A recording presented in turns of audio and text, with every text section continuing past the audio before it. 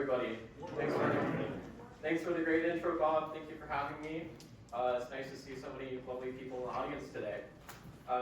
So today I'm here to talk about, as you may have guessed, an issue which has impacted me, my family, my friends, and the lives of so many other people in very significant and severe ways. This issue is something that's present in our schools, our university, our media, and most worryingly, in our medical system. Before we get into that, let me tell you a bit about myself. My name is Amaya Price. I have 2 last names. People, it's a little bit confusing, database breaker. But I'm 20 years old. I'm a writer, musician, I'm a speaker. I was born and raised here in Boston. I'm a lifelong liberal, although, lately I've been, kind of politically homeless. Politically non-binary, if you will. I graduated last month cum laude from Berklee College of Music. And for 3 years in high school, I thought I was a woman. So, some of you I know saw me in the news over the past couple of months. Here are some of the articles which, come to mind. Daily Mail, Boston Herald, College Fix, you name it. So you might be wondering, why have I been in the news? Well, I'm going to tell you the story. My story. So, it starts in middle school, basically. I was a pretty troubled kid in middle school. I went to Boston Latin School as a true Bostonian, and I suffered a lot of bullying based on my weight and the fact that the other kids thought I looked gay. And they weren't completely wrong. So this story sums it up pretty well. I was in 8th grade, and I was in English class. The night before, I had come out to my parents as bisexual. And my dad's response was, "So what?" And then he grabbed a beer, and then he went to bed. Love you, Dad. So I'm in English class the next day, telling this to my classmate, right? And she's like, "Oh, I'm so happy it went well." I'm like, "Me too, I was really worried about it." And the kid sitting in front of me, he turns around and he says, "Well, Simon, you're a faggot." And I say, "Okay, Mr. Gibbons," that's my English teacher, "Ethan just called me this word." Mr. Gibbons said, "Well, Ethan, you're short." And he was short, to be fair. And so I repeated myself because I don't think Mr. Gibbons really heard me. And so he said, "Oh, I thought he called you fat." We didn't see Ethan for a couple of days. And that's, a pretty typical day in life in middle school me. So, naturally, I transferred to a new school for high school. I want to put all of this behind me. Going into 9th grade, I lost about 70 pounds, started dressing well, looked like a completely new person. I remember the first day of school, I was waiting outside my first class. And a senior girl walks up to me. I'd never seen her before. She walks up to me and she asks, "Excuse me, are you one of the new teachers?" So over a span of 3 or 4 months, I went from some morbidly obese little kid to a guy who looks like, potentially, plausibly a teacher. And so it's really hard to kind of conceptualize that quick of a change in how people perceive you, especially when you're 14, right? And so, when I would go home, I would look in the mirror, and I wouldn't see who I was. I would see the fat kid I was in middle school. And that was very difficult for me. So I also had undiagnosed autism. That meant I had a lot of trouble with social cues, intuiting what people really meant when they said, beyond the explicit content of their words. This did not get better when an older boy, who was 18 at the time, I believe, 17 or 18, sexually assaulted me on a school trip. I looked for help. I tried to tell people, but nobody believed me. And this speaks a lot to sort of the belief we have in our culture right now that boys and men can't be the victims of sexual assaults. And in many cases, it is not regarded as such. So a few weeks after this particular experience, one of my friends shared a pretty nasty rumor behind my back. and that preceded me to lose all of my friends. And I felt pretty terrible. And I wanted nothing more than to be rid of my old self. So I started looking for solutions. I'm a very solution-oriented type of guy. So I started looking, right? That year in health class, we learned about the gender uniform. I'm 14, my classmates are 14 and 15. And our health teacher asked us, oh, on each of these different categories, mark down where you stand. I'll point your attention to the fact that, this is mandatory curriculum that my parents were not informed about, that we did not have the option to opt out of, that we were graded on. This not only implies that there are more than two sexes, which is a biologically incorrect, statement. There's also this concept that gender identity is different than gender expression, and physical and emotional attraction are different, and somehow there are other genders. And I was kind of confused. This is the first time I had seen a theoretical framework for the concept that your sex could somehow be different than your own self-perception. So I really critically examined this. And, I also, around this time, was a member of my school's Gay Straight Alliance, also known as GSA. That, along with some obsessive Googling, watching transgender YouTubers, and sort of, encouragement from my peers, I started identifying as trans. I remember when I came up to my parents, I wrote a terrible song.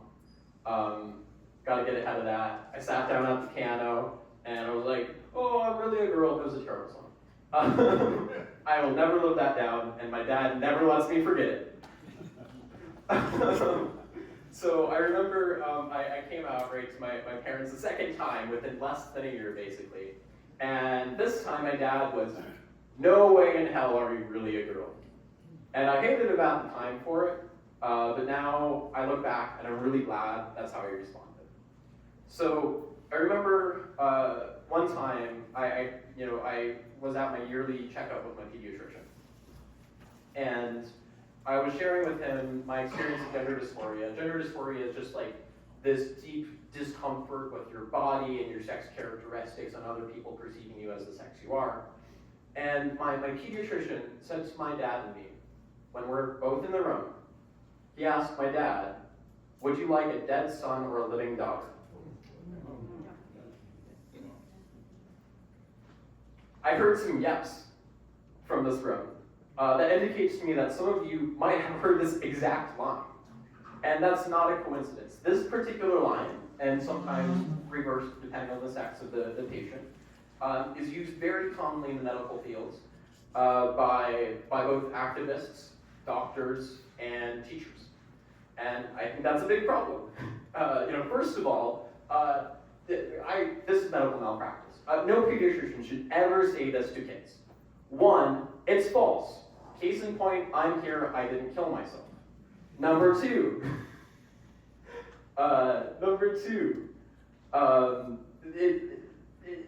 it's in no other situation are doctors allowed to discuss suicide in front of a child, especially a child who's troubled. No other case. We go to such lengths that we don't write about suicides in the newspaper, but all of a sudden here it's okay. What's up with that? So let me show you some demographics of my high school class. I went to a very small high school. There are 18 boys, about 18 girls. That's me, up in the top right of the boys right there. And this is 2018, when that was the first fall of 9th grade. So I started identifying as trans in 2019. And I left high school 2 years early to go to college. And I stayed in contact with some friends from high school. And I learned that between the time I left and the time my class graduated, 2 other boys started identifying as trans. That's a full 1/6 of my high school class in terms of the boys. That is far above the less than 1% figure that we see cited in the media. So, I have a graph. Do you like graphs? I like graphs. This is the trans identification rate over time from 2014 to 2023. divided by age group. My age group is that big red line right there. I started identifying as trans here. As you can see, I was trans before it was cool. And so this is when I started identifying as trans, and my classmates occurred in that big spike right there, which almost doubled the rate of trans identification in my generation. Now, a lot of activists will say, oh, this is because of increasing acceptance. I would venture to say that it's due to social contagion, as it was pretty clear. I was the first trans-identified boy ever in my high school, to my knowledge. And after I started identifying as trans, 2 more in my class, and many more in the grades below me, proceeded to catch on to this. So, I left high school 2 years early, because I thought it was stupid, and I ran out of math. And so I went to Berklee College at Simon's Rock out in Western Massachusetts for my first year. So the summer before this, I got my autism diagnosis, and that helped me put things together and work on my actual problems. And so this photo here, as you can see, my room's messy. I'm wearing a skirt. This is the least bad photo from that period of time. That, you know, like this is already in a newspaper. Any more photos from this time should never see the light of day. Take my word for it. And the reason for that is this is where I socially transitioned. I lived as a woman, whatever that means, when I was away from my parents out in Western Massachusetts. My parents didn't know. This might actually be the first time my dad's hearing about it. And so here about 70 to 80% of the student body identified as LGBTQ+. That's ridiculous. So naturally, I met other trans people. I'm like, oh great, people are going to accept me. No, it's more complicated than that. It was that fall, it was the first week there, that for the first time, I'm going to warn you, graphic images coming out, that I saw mastectomy scars. The particular mastectomy scars I saw were on a 16-year-old girl who was identifying as non-binary, who had got them the year before at age 15. Not pictured here. On the left is a meme that my detransitioner friend, Berklee College, posted on X. And here is mastectomy scars of another one of my detransitioner friends, Claire, which she got at 14 years old. A lot of people will say, this doesn't happen to kids. It does. Here's the proof. I've seen it. You've seen it. They can't gaslight us about that anymore. So, then I transferred to Berklee after 1 year at Berklee College at Simon's Rock. Shortly after getting there, I desisted. I started as non-binary, they, them type situation. I had a band. Here's me playing in some Alston basement, which was a great time. I graduated last month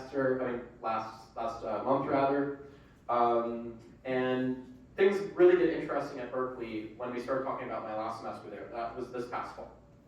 I was taking a class called Songwriting and Social Change. And we had a project, which was kind of like a cumulative project, final project type situation, where we had to put on an event about a social topic we really cared about. My classmates did things like eating disorders and homelessness and the burden of motherhood. Naturally, I was interested in talking about desisters and detransitioners like myself. So before we proceed, I'd like to introduce you to these 2 words, because this might be the first time you've ever seen or heard these words. So a desister is someone who once but no longer identifies as trans, or somebody who socially transitioned as part of their trans identity but no longer lives as the opposite sex. Detransitioners are people who underwent steps in a hormonal or surgical transition but has decided to reverse course, or a desister who medicalizes. I'll note that there is some debate about the specific meanings of these 2 terms. One of my friends, Maya, she argues that if you socially transition and then you socially detransition, that makes you a detransitioner, but generally speaking, this is accurate. This is what most people mean most of the time. So let's move on. So back to my project for songwriting and social change class. So everything's going great. I get a venue booked at Berklee. Here's my email from the events department. I get safety just in case from public safety. I even get funding from the diversity and inclusion department, up to $1,000. Awesome. So things take a turn for the worse once I start my promotional campaign. I put these posters up around Berklee, and I make an Instagram post with basically the same thing, with a QR code to RSVP to the event. And that made people pretty mad. I woke up, the next day, October 16th, that was a Wednesday, I remember it, to over 400 hate comments from my fellow Berklee students. Here, I have some examples. People saying I'm a Nazi, people telling me to kill myself, people telling me that they're going to sexually assault me, plenty of stuff. I took out the worst ones here because, I don't want to give them more glory than they already have. So, it struck me that the sorts of things these people were saying about me, targeting me in some cases based on the fact that I look gay again, on the fact that I'm autistic, I realized that this is the same hate I received in middle school, just in a new politically correct, shiny new package. And it was really disheartening to see. So later that day, I received an email from the vice president of Berklee. He congratulated me on my upcoming event, and he asked to meet to review the arrangements. And so the next day, we have a meeting, October 17th, Thursday. This is my first time on campus, and I go with my dad, who's right there, and he'll be nodding along the whole time. And, a couple of people did come up to ask how I was doing, professors and students alike. But far more students yelled at me from across the street, made snide comments when I passed by, saying things like, F you, turf, or, transphobe, or all of these different things, which I don't really want to repeat here because I've already said too many bad words for y'all, I think. So I eventually get into this meeting, and Ron, the vice president, recommended that I postpone temporarily for safety and logistical reasons, because I had gotten over 100 RSVPs on Eventbrite in less than a week. I agreed with him, mostly because he said that he would help me find a new date and venue for the event. That's great.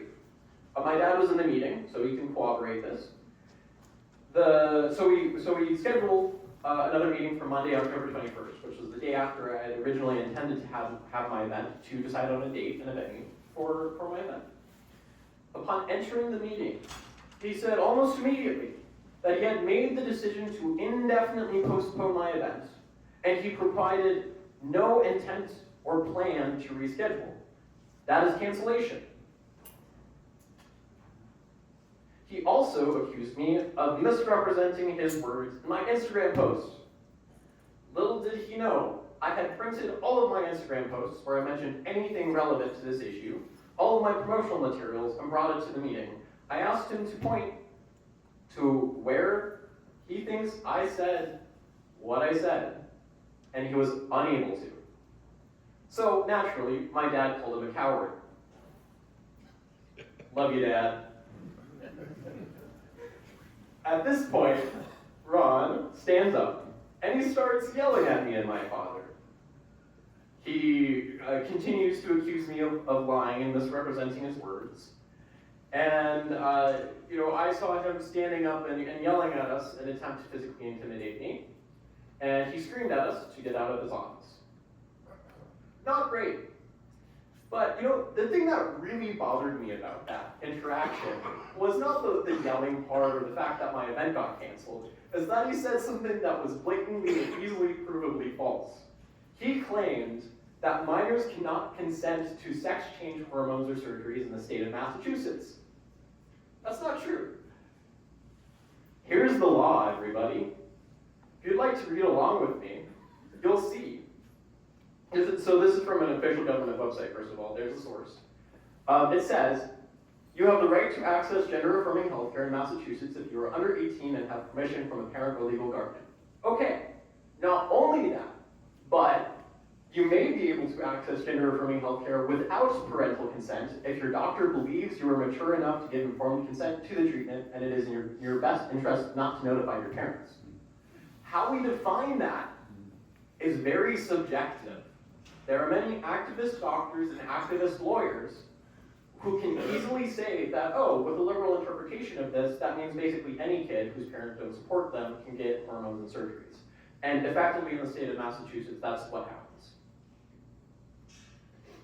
So, furthermore, if that's not need more proof, here's the Boston Children's Gender Multi-Specialty Service, where I was referred to multiple times, but never went, thanks to my dad. Love you, Dad.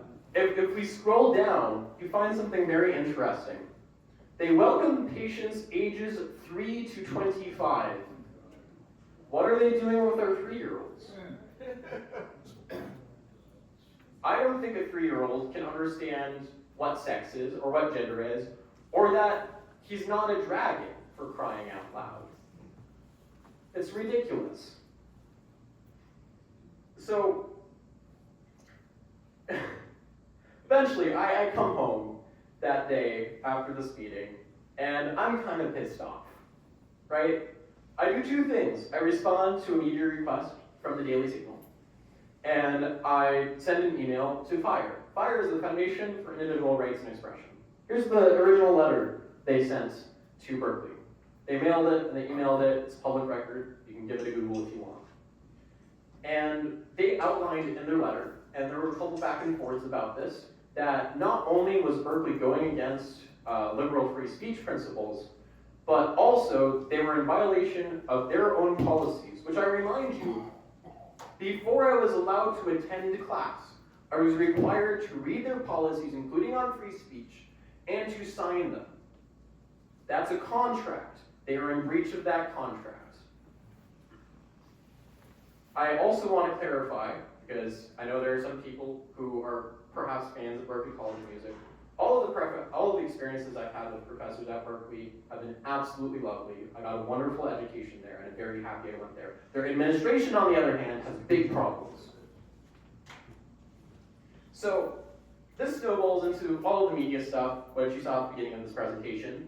And I also write an op-ed for the Boston Globe.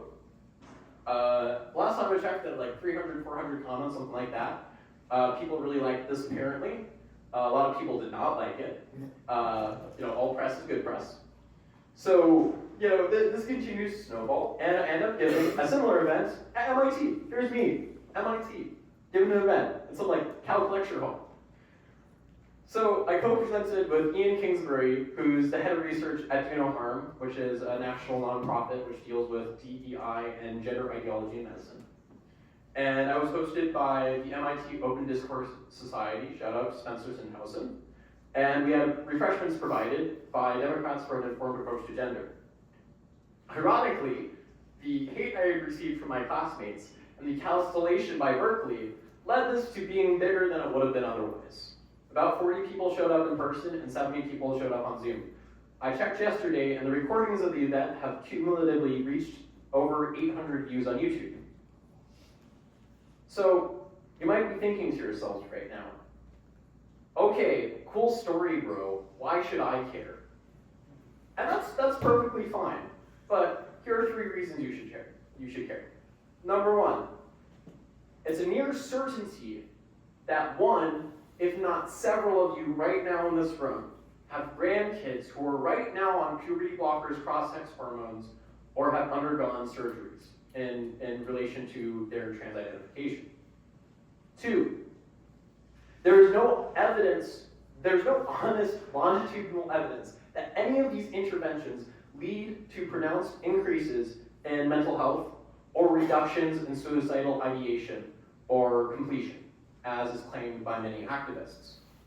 Number 3, if you talk about this, you put yourself at risk of losing your job, your social circle, your safety, and your family. This gender ideology has so deeply infected our schools, our universities, our media, our corporations, and our medical system. If you're a liberal like I am, it should be clear to you that this is the most illiberal thing possible. This is against everything we stand for. I would like to note that 3 months ago, when this all started, I lost my childhood best friend because he disagreed with my political views and putting on this event. My band fell apart, and my social circle practically evaporated. Whenever I go to downtown Boston, there's about a 1 in 10 chance that somebody flips me off or yells at me on the street because of this. My ability to apply for a job and get a job anywhere liberal has basically disappeared overnight. Because you Google my name, and you'll find those news articles, you'll find what I stand for. And when in the literal hiring practices and manuals at these companies, at universities, at schools, is we support and affirm trans identities, what am I supposed to do? So, I'm going to start with number 1.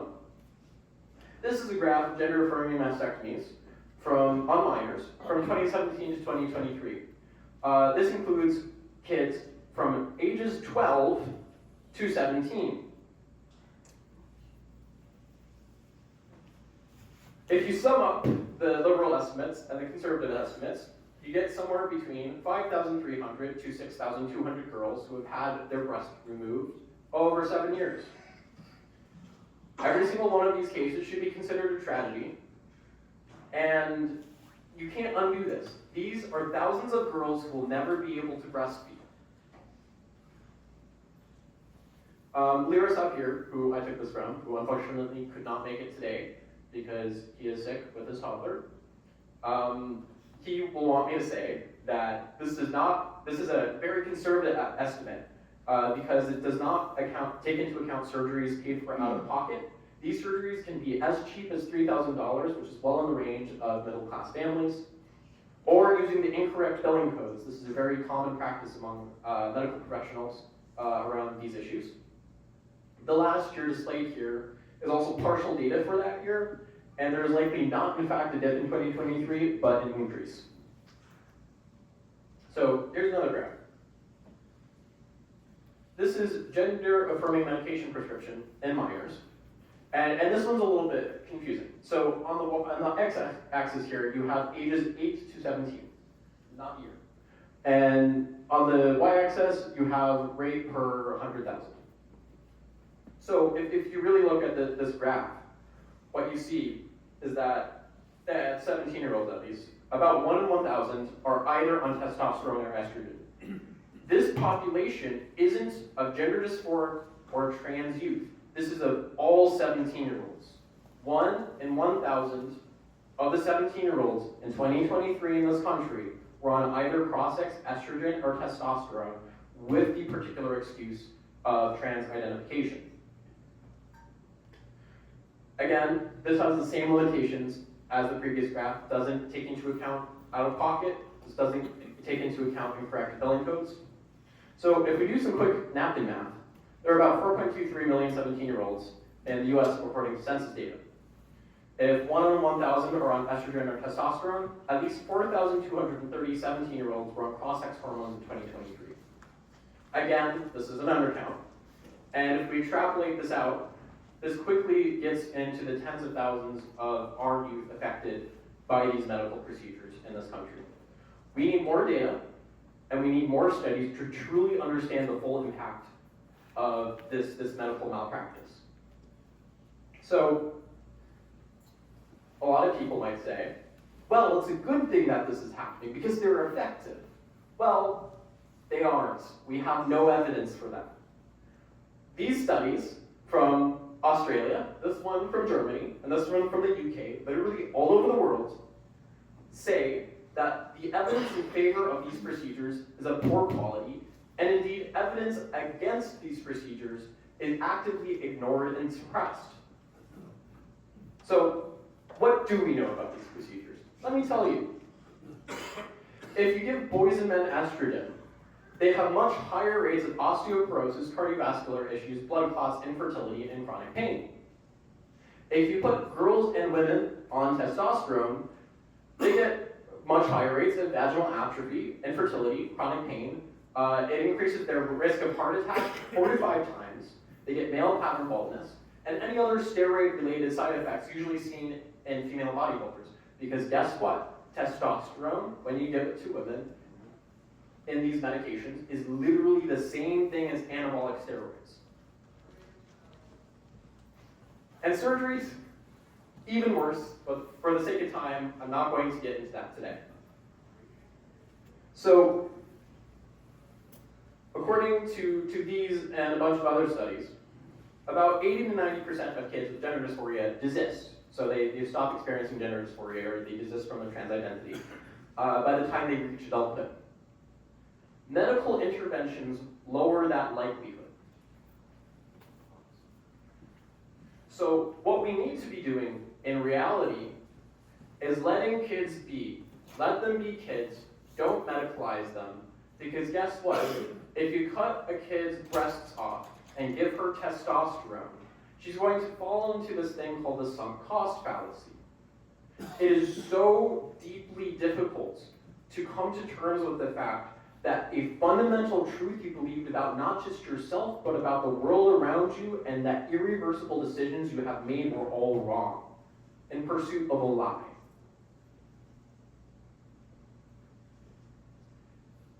We don't know how many desisters and detransitioners there are. Here's a picture of me in DC from a couple weeks ago with me and some of my detrans friends. Everyone up here except for Mia Hughes right there in January are desisters or detransitioners. We're becoming more common, and there are a lot of us. There are about 56,000 of us on the detrans subreddit alone. That's an online community, mostly based in the US. And one of the difficulties in quantifying us is that most of us never tell our doctors that we desist or detransition, because we don't want to see these same medical professionals who said these awful things to us and our parents, and in many cases prescribed us harmful medications and surgeries. And medical professionals just aren't collecting the data. Nobody's collecting the data. We don't know. So at least tens of thousands. So if I've managed to pique your interest in the subject, here's what you should do. I recommend you read more about this. You get involved with these organizations. Feel free to take a picture of this. These are 2 great books. I read them. I have them on my bookshelf. Great authors, smart people. These are national and international and local organizations from across the political spectrum. This is just a small sampling. One of the really encouraging things I saw when I went to DC, I was there for a conference on these issues, and I saw all of these people from across the political spectrum getting together, uniting, and working together. There was a lesbian couple in one place in the room, and in another place there was a guy who opposed gay marriage. But we're coming together despite our differences to work on this issue. And if that isn't what America's about, then I don't know what America's about. So, if you'd like to follow my work, this is where you can find me. You can send me an email. I have a website, all that sort of stuff. Feel free to take a picture of that if you want. And I'd like to leave you with one last thought here. It's a common line with trans activists to say that, oh, I was born in the wrong body. This idea that there's a discordance between your gender soul almost and your physical body. I'm here to tell you that every child is born in the right body. Thank you very much.